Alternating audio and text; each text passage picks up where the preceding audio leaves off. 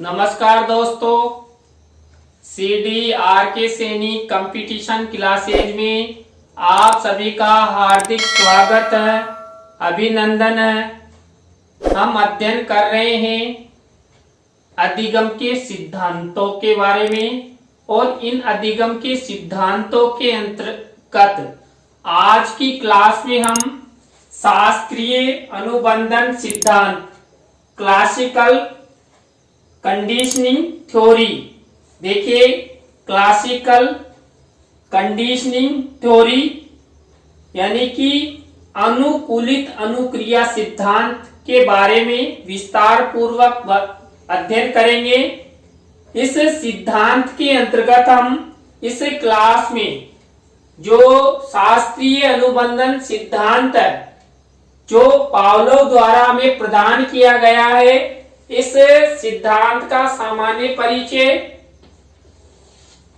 और इस सिद्धांत का क्या प्रयोग है, यानी पावलोव द्वारा ये प्रयोग किस तरह किया गया, कितने चरणों में किया गया और इसके बाद इस प्रयोग का क्या परिणाम रहा, क्या आलोचना रही, इसके बारे में हम विस्तार पूर्वक अध्ययन करेंगे। तो आप सब बने रहें CDRK सैनी कंपटीशन क्लासेज में। और यदि आपने अभी तक मेरे चैनल को सब्सक्राइब नहीं किया है तो शीघ्र सब्सक्राइब कर लें और पास ही बने बेल आइकन के बटन को भी दबा देवें। तो जब भी मेरे द्वारा मेरे YouTube चैनल पर साइकोलॉजी से संबंधित वीडियो अपलोड किए जाएं, आपको उनके नोटिफिकेशन मिल सके, आप अच्छा ज्ञान ग्रहण कर सके और आप प्रतियोगिता परीक्षाओं के लक्ष्य को प्राप्त कर सके, इसी आशा के साथ अध्ययन करते हैं शास्त्रीय अनुबंधन सिद्धांत क्लासिकल कंडीशनिंग थ्योरी का सामान्य परिचय, प्रयोग एवं परिणाम। शास्त्रीय अनुबंधन सिद्धांत क्लासिकल कंडीशनिंग थ्योरी का सामान्य परिचय का अध्ययन करते हैं।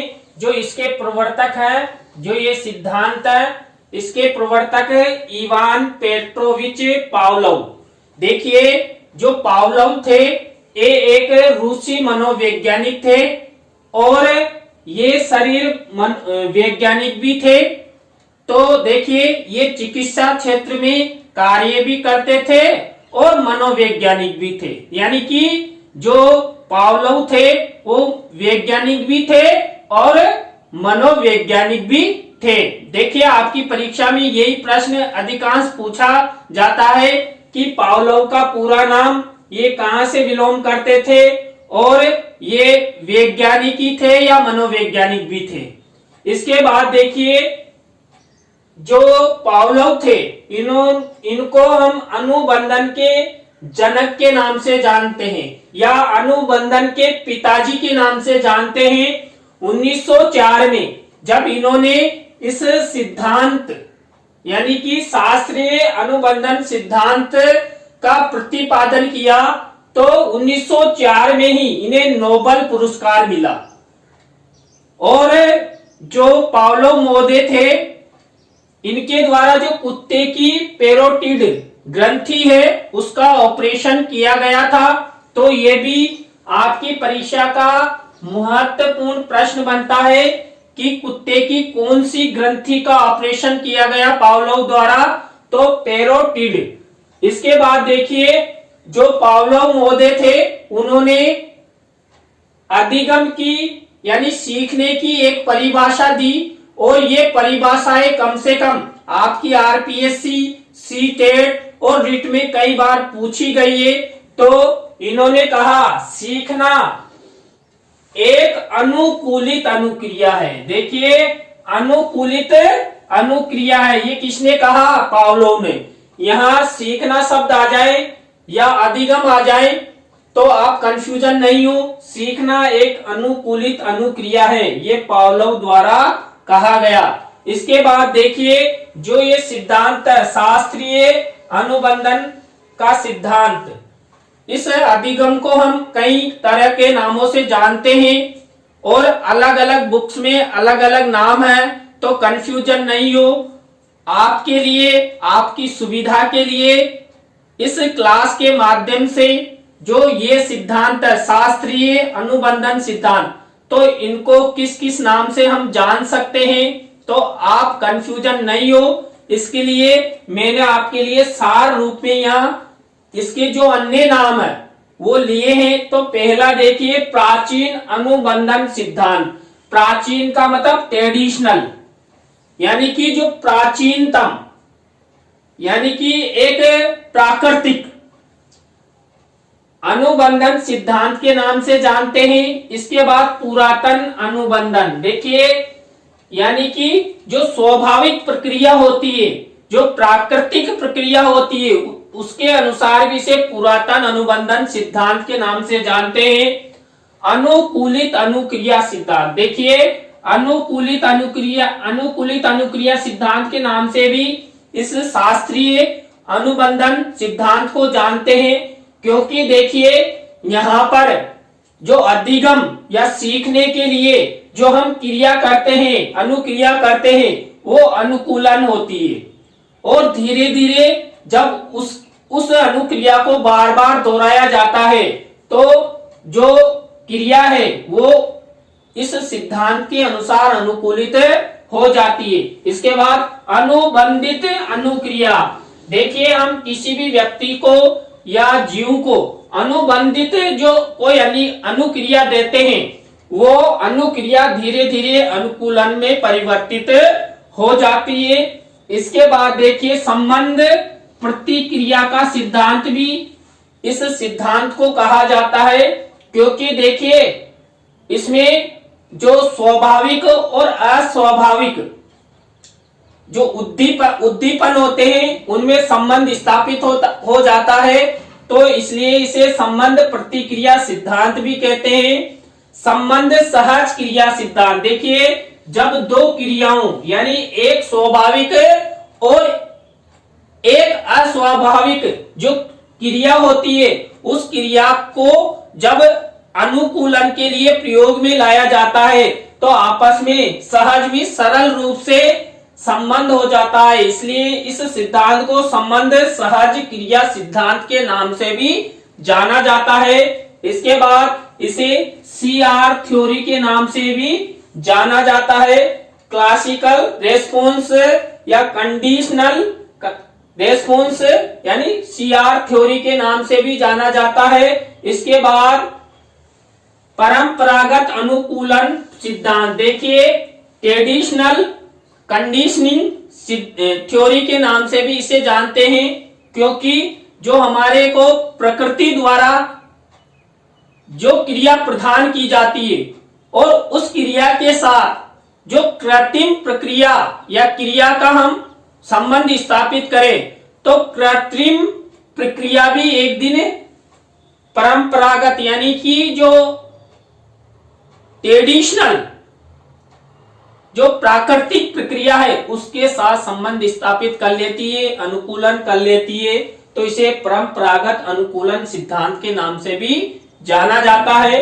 अब इसके बाद देखिए जो तीसरा पॉइंट है गिलफोर्ड का आपने नाम सुना होगा।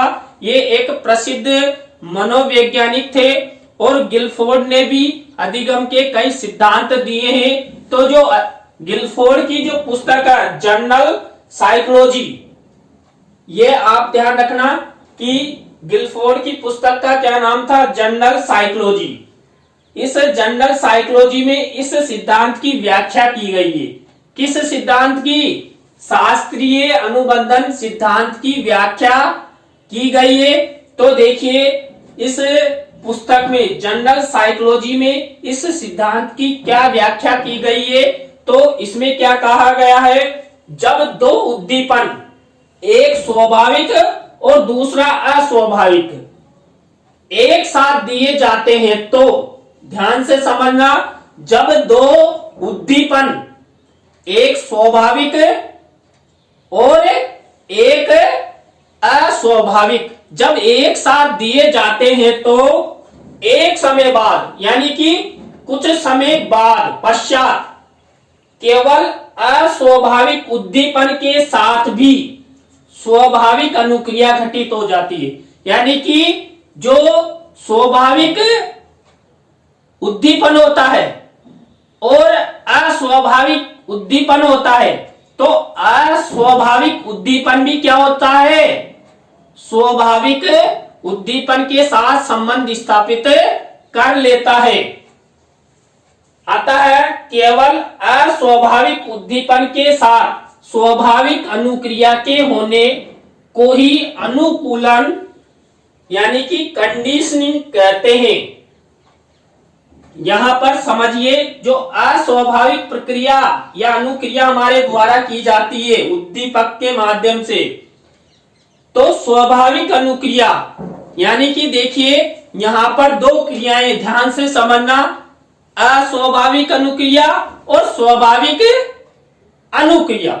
जब इन दोनों का संबंध स्थापित किया जाता है तो क्या होता है, जो अस्वाभाविक प्रक्रिया होती है ना, यानी कि हम उसे नहीं चाहते, फिर भी क्या होता है, उसकी बार बार अनुक्रिया करने से जो स्वाभाविक अनुक्रिया है उसके साथ संबंध स्थापित हो जाता है। यानी कि अस्वाभाविक अनुक्रिया भी स्वाभाविक अनुक्रिया के जैसे ही कार्य करने लग जाती है।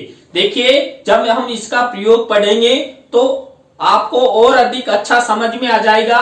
लेकिन आपकी परीक्षा में इस जो ये सिद्धांत की व्याख्या है इससे संबंधित प्रश्न महत्वपूर्ण कई बार आ चुका है। तो देखिए जो स्वाभाविक उद्दीपन होता है ना, उसको हम प्राकृतिक उद्दीपन के नाम से जानते हैं, जो हमें प्रकृति के द्वारा प्रदान किया गया है। और जो अस्वाभाविक उद्दीपन होता है ना, उसे कृत्रिम उद्दीपन कहा जाता है। यानी कि देखिए जो स्वाभाविक उद्दीपन होता है ना, वो तो हमें ईश्वर द्वारा प्रकृति द्वारा प्रदान किया जाता है। जैसे मान लीजिए हम कहीं जा रहे हैं और रास्ते में रसगुल्ले दिखाई देते, तो हमारे मुंह में एकदम से लार आ जाती है, पानी छूट जाता है कि मुझे तो रसगुल्ले चाहिए।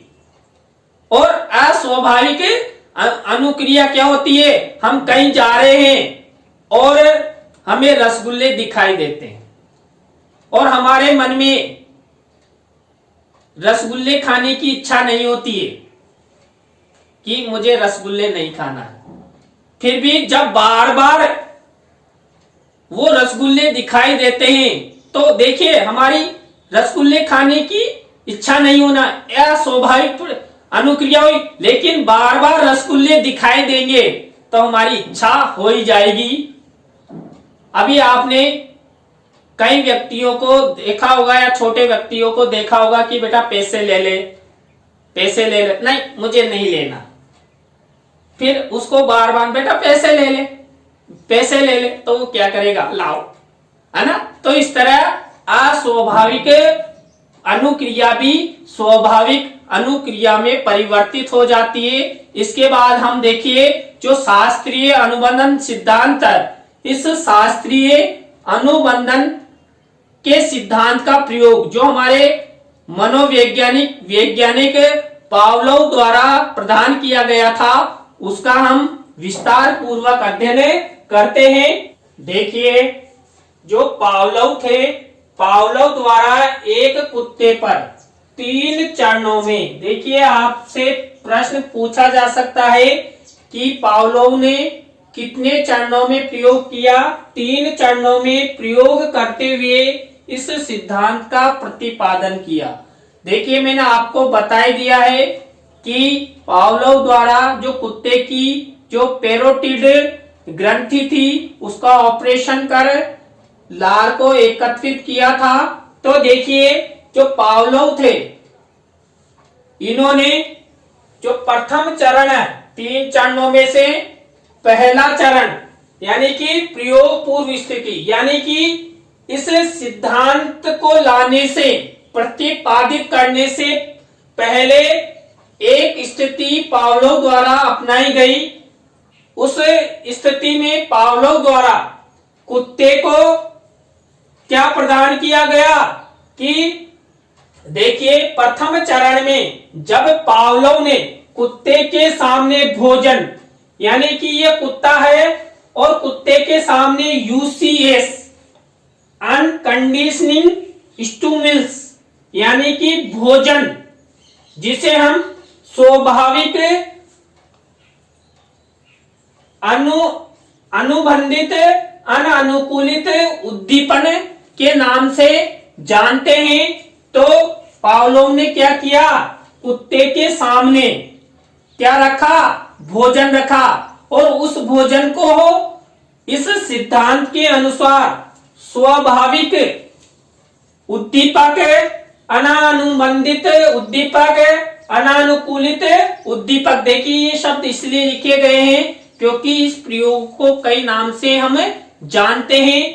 तो देखिए जब कुत्ते को भोजन प्रदान किया गया, प्रस्तुत किया गया, तो कुत्ते ने भोजन यानी कि उद्दीपक या उद्दीपन के प्रति क्या किया, स्वाभाविक अनुक्रिया की, अनानुबंधित अनुक्रिया की, अनानुकूलित अनुक्रिया प्रदान की, यानी कि लार। यहां पर देखिए अब इसको शॉर्ट रूप में समझिए कि जब पावलोव ने कुत्ते के सामने भोजन रखा और भोजन को क्या माना गया, स्वाभाविक उद्दीपक, यानी कि देखिए हमें भूख लगती है, जब हमें भोजन दिखाया जाता है, सामने भोजन दिखाया जाएगा या रसगुल्ले दिखाए जाएंगे या कुछ अन्य जो व्यंजन दिखाए जाएंगे, तो हमारे मुंह में क्या आएगी, उसके प्रति में लार उत्पन्न होगी, मुंह में पानी आ जाएगा। तो यहाँ पर भी कुत्ते के सामने जब भोजन रखा गया तो उसके मुंह में क्या आ गई, लार उत्पन्न हो गई, यानी स्वाभाविक अनुक्रिया। देखिए ये स्वाभाविक है, इसको हम प्राकृतिक भी कह सकते हैं कि प्राकृतिक उद्दीपक प्रदान किया गया और हमें प्राकृतिक की क्या अनुक्रिया प्रत्युत्तर में मिली। देखिए जब स्वाभाविक भूखे को भोजन की आवश्यकता होती है और भूखे को यदि भोजन मिल जाता है तो मुंह से पानी आ जाता है और व्यंजन दिखाई दे तो और अधिक। तो इस प्रकार ये पावलोव द्वारा अपनाया गया प्रथम स्थिति में कि कुत्ते को भोजन स्वाभाविक उद्दीपक प्रदान किया गया और स्वाभाविक उद्दीपक प्राकृतिक उद्दीपक प्रदान करने से कुत्ते के मुंह में क्या आ गई, लार उत्पन्न हो गई, और लार भी क्या है, यहाँ स्वाभाविक अनुक्रिया है, यानी कि स्वभाव से ही हमें मुंह में पानी आ जाता है, लार उत्पन्न हो जाती है। इसके बाद द्वितीय चरण में पावलोव द्वारा कुत्ते को घंटी, देखिए घंटी को यूएस, जिसे हम अस्वाभाविक उद्दीपन या अस्वाभाविक उद्दीपक, कृत्रिम उद्दीपक के साथ, देखिए पावलोव ने द्वितीय चरण में क्या किया कि जो घंटी होती है अपने बजाने की, उस घंटी के साथ, देखिए घंटी को यहाँ अस्वाभाविक उद्दीपक, कृत्रिम उद्दीपक कहा गया है, के साथ भोजन, देखिए भोजन को मैंने शुरू में आपको बता दिया यूसीएस, यानी कि स्वाभाविक उद्दीपक या प्राकृतिक उद्दीपक कहते हैं। तो पावलोव ने क्या किया, घंटी के साथ भोजन प्रदान किया तो कुत्ते द्वारा लार, यूसीआर, यूसीआर मतलब स्वाभाविक अनुक्रिया, प्राकृतिक क्रिया गिराई गई, यानी कि क्या किया कुत्ते ने। अब सीधा सा समझिए, जब पावलोव ने घंटी बजाकर कुत्ते को भोजन यानी स्वाभाविक उद्दीपक प्रदान किया, तो कुत्ते द्वारा उसके प्रति, भोजन के प्रति क्या अपनाया गया? भोजन के प्रति लार टपकाई गई, लार गिराई गई, और लार को हम स्वाभाविक अनुक्रिया कहते हैं। इसके बाद देखिए, इस प्रक्रिया का प्रयोग कई बार किया गया तो कुत्ते द्वारा द्वितीय चरण की स्वाभाविक क्रिया का मतलब है वही लार गिराई गई। तो एक बार फिर से देखिए, द्वितीय चरण में पावलोव द्वारा कुत्ते को घंटी, जिसे यूएस अस्वाभाविक उद्दीपक कृत्रिम उद्दीपक के साथ भोजन यूसीएस स्वाभाविक उद्दीपक प्राकृतिक उद्दीपक प्रदान किया तो कुत्ते द्वारा लार यूसीआर स्वाभाविक अनुक्रिया या स्वाभाविक क्रिया की गई। और इस प्रयोग को कई बार किया गया, कई बार दोहराया गया, तब भी कुत्ते द्वारा स्वाभाविक अनुक्रिया यानी लार गिराई गई। अब देखिए इसे, ये कुत्ता है और कुत्ते को सीएस यानी घंटी बजाकर क्या किया? यूसीएस प्रदान किया। यूसीएस का मतलब है भोजन प्रदान किया, और उसके प्रत्युत्तर में कुत्ते द्वारा यूसीआर किया गया। यूसीआर का मतलब है लार गिराई गई। तो ये शॉर्ट रूप से जो पावलोव का द्वितीय चरण था वह है, देखिए सीएस का मतलब समझिए कंडीशनिंग स्टिमुलस, और यूसीएस का मतलब कंडीशनिंग स्टिमुलस, और यूसीआर से तात्पर्य अनकंडीशनिंग रेस्पॉन्स आपको पता ही है, मैंने आपको पहले बता दिया है अनुक्रिया यूएस। अब देखिए इसमें से महत्वपूर्ण प्रश्न कौन कौन से बनते हैं। देखिए आपसे परीक्षा में कई बार पूछा जाता है कि जो शास्त्रीय अनुबंधन सिद्धांत है, इस सिद्धांत में घंटी है, घंटी क्या है? अस्वाभाविक उद्दीपन या कृत्रिम उद्दीपक। और जो और प्रश्न पूछा जाता है कि शास्त्रीय अनुबंधन सिद्धांत में भोजन क्या है? भोजन स्वाभाविक उद्दीपक है या प्राकृतिक उद्दीपक है। और पूछा जाता है कि शास्त्रीय अनुबंधन सिद्धांत में लार क्या है? लार स्वाभाविक अनुक्रिया है, कंडीशनिंग रेस्पॉन्स। तो आपको ये अच्छी तरह समझ में आ गया होगा। अब इसके बाद जो तृतीय चरण में पावलोव द्वारा कुत्ते को केवल घंटी यानी यूएस अस्वाभाविक उद्दीपक कृत्रिम उद्दीपक ही प्रदान किया। देखिए जो पावलोव द्वारा जो शास्त्रीय अनुबंधन सिद्धांत दिया गया, उस सिद्धांत के अंतर्गत जो प्रयोग किया गया उसके तृतीय चरण में केवल घंटी बजाई गई, यानी कि कुत्ते के सामने केवल घंटी बजाई गई। उसे भोजन यूसीएस स्वाभाविक उद्दीपक या कृत्रिम उद्दीपक प्रदान नहीं किया। तब भी कुत्ते द्वारा क्या किया गया? लार गिराई गई, यानी यूसीआर स्वाभाविक अनुक्रिया या प्राकृतिक अनुक्रिया गिराई गई या की गई। इस प्रक्रिया का प्रयोग कई बार किया गया तो कुत्ते द्वारा तृतीय चरण की स्वाभाविक अनुक्रिया दोहराई गई। स्वाभाविक अनुक्रिया प्राकृतिक अनुक्रिया यानी कि लार गिराई गई। अब देखिए आपका जो द्वितीय चरण था, उस द्वितीय चरण में तो क्या था? पावलोव ने घंटी बजाई और भोजन प्रदान किया और कुत्ते द्वारा लार गिराई गई। लेकिन तृतीय चरण में क्या हुआ?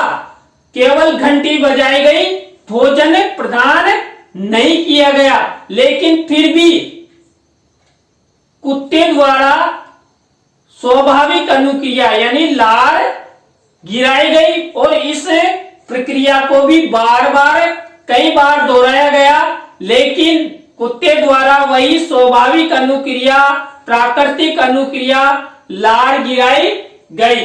अब देखिए यहां जब कुत्ते को CS यानी कि अस्वाभाविक उद्दीपक या कृत्रिम उद्दीपक यानी घंटी बजाई गई और उसके तुरंत बाद भोजन यानी कि स्वाभाविक उद्दीपक प्रदान नहीं किया गया, तब भी कुत्ते द्वारा UCR अनकंडीशनिंग रेस्पॉन्स यानी कि स्वाभाविक प्राकृतिक अनुक्रिया यानी लार गिराई गई।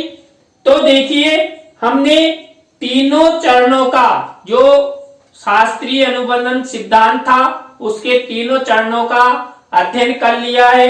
देखिए प्रथम चरण में पावलोव ने क्या किया, पावलोव ने स्वाभाविक भोजन यानी कि भोजन को स्वाभाविक उद्दीपक कहा गया है। तो पावलोव द्वारा प्रथम चरण में कुत्ते को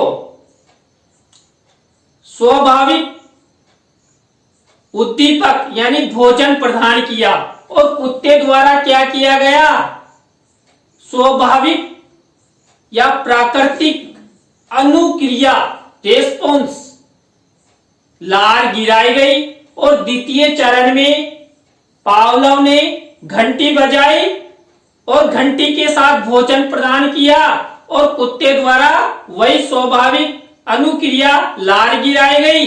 और तृतीय चरण में पावलोव ने क्या किया, घंटी बजाई और भोजन प्रदान नहीं किया गया, लेकिन कुत्ते द्वारा फिर भी लार गिराई गई।